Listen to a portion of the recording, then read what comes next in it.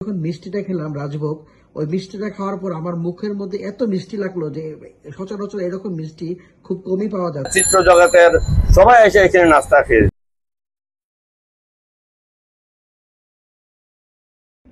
আজকে আমরা যাচ্ছি 67 বছরের পুরানো একটা রেস্তোরাঁ। এই রেস্তোরাঁর নাস্তা দিয়ে শুরু হতো অনেক মানুষের জীবন জীবিকা এবং অনেক মানুষের কাজকর্ম।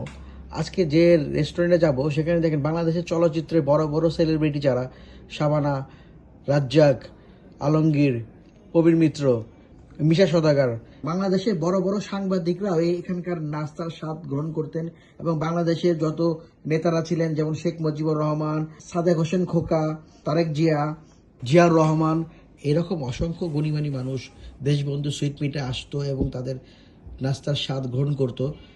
Deshbandhu sweet meat and restaurant, এই দোকানটা আসলে মূলত একটা সুইট মিটের দোকান, কিন্তু এখানে যে আইটেমগুলো বেশি সেল হয়, বেশি বিক্রি হচ্ছে এবং মানুষ যেটা খাচ্ছে সেটা হলো পরোটা ভাজি আর হলো মিষ্টি।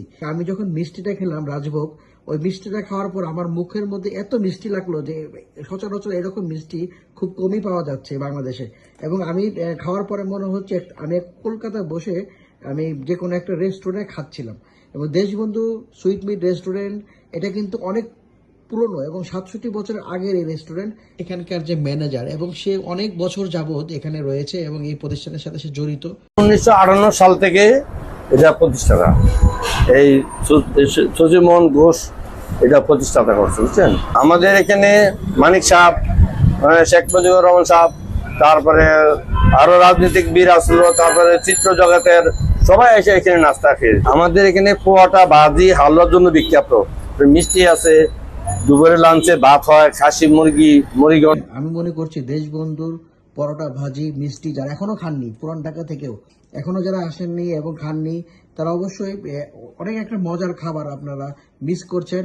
আমি মনে করছি আপনাদের একবার হলেও এই দোকানে এসে ভাজি, পরোটা এবং মিষ্টিটা, বিশেষ করে রাজভোগ মিষ্টিটা, এটা একবার হলেও খাওয়া উচিত। এটার যে স্বাদ আপনি কখনোই ভুলতে পারবেন না। অবশ্যই আপনারা একবার হলেও এই শপটায় ভিজিট করবেন।